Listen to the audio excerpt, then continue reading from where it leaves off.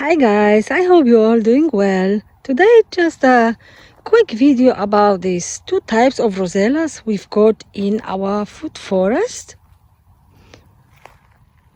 I will show you the difference and will tell you what are we using them for, each of this type. So let's get into it. Okay, the first type of Rosella you just see right now is the smaller size Rosella. The petals are thinner and they are closed. So the leaves are more narrow and smaller also as the other one I will show you in a minute. I'm using them mostly for dehydrating, for tea. They dry much quicker than the other type. The big advantage of these are that they are growing very quickly. They are also always the first ones I can harvest in summer before the other ones come and ripe. And so yeah, much quicker. And also when I harvest the Rosellas, the fruits here, the next ones are coming immediately up and growing very quickly. So the next harvest is within 2 weeks. The other ones are ready for the next harvest. So this is the biggest advantage. So much quicker, much earlier than the other ones, and yeah, looking nice as well. The shape of the bush is also somehow like more compact. You can see here on this example, and of course the leaves are edible as well.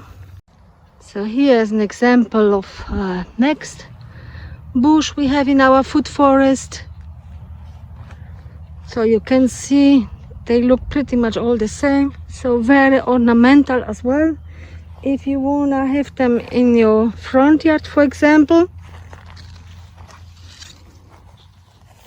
and really lots and lots of Rosellas, oceans. I have already harvested here the first lot of this bush. So this is the second lot already, and the third bud is coming already. So you can harvest 3 to 4, sometimes even to 4 times, depends on your soil obviously as well. Yeah, and the leaves are very delicious too, and you shouldn't eat too many of them raw because of the oxalic acid, but yeah, handle them like spinach, add them to stir fries and so on. Perfectly fine, delicious and healthy. So let's get into the second type now. This is the second type of the Rosellas we have in our food forest. You can see already these guys are doing what they want, growing how they want. But they got a big advantage. They are much bigger. The fruits are much bigger and so fleshy.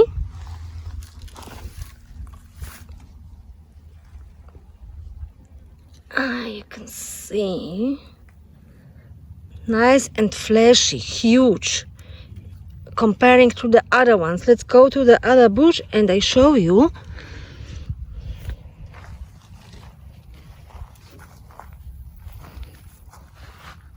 So this is pretty much the biggest one you get from this bush. So I hope you can see the difference. And not only that these ones are bigger from the second bush, but also the walls, so the petals are much thicker, really nice and fleshy. So they are perfect for jam.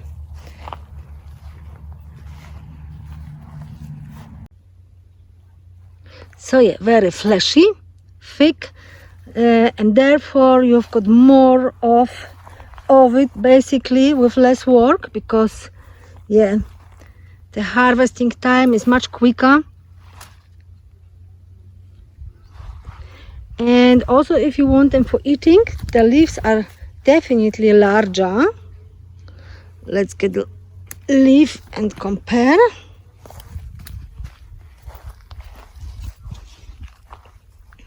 They grow basically in the same kind of soil, so you can see the difference in leaves.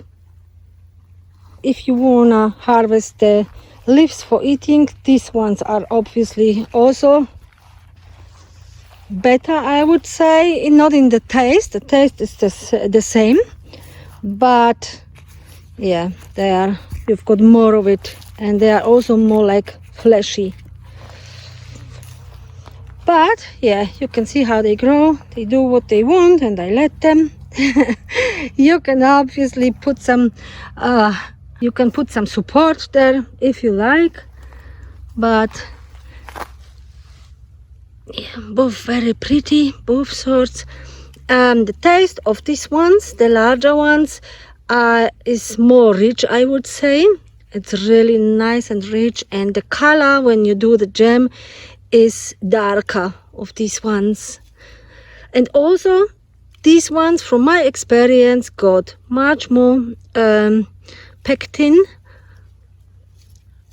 than the smaller ones, than the thinner ones, so it goes much quicker with the jam production. So they also got nice, good growth, but they grow slower than the other ones, and later as well. So they ripen much later, maybe 1 month or so later than the other ones. And if you're lucky, you only get a second regrowth. So that's pretty much all, if you're lucky. Most of them have only 1 fruit on there, and that's pretty much it. Here is another bush of the larger ones, growing high, I would say up to 2 meters, where the other ones, the smaller ones, they will grow maybe up to maybe 1.5 meters. Just for info, I never grow them or put the seeds in or something like that. Only did it the first year when I bought the seeds, and from then on they are reseeding themselves. So very easy. I always miss some of them when I collect them, and they grow when they want and how they want. I also, when I peel them and I remove the seed pods, I let the seed pods until they dry and open, and just distribute the seeds anywhere around our house or garden, so they can grow if they want in the future outside of our food forest as well. And so they started already to grow near the natural bush next to our house. So more food. And so we got oceans of Rosellas, can share them with friends and family, and yeah,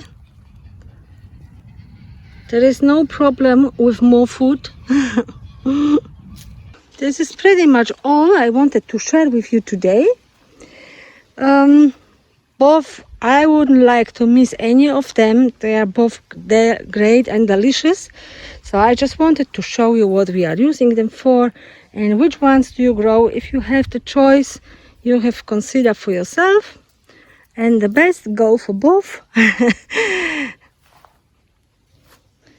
If you love the tea and the jam, and you love the diversity in your food forest. So I hope you liked the video. If you did, please put a thumb up for us, subscribe to our channel,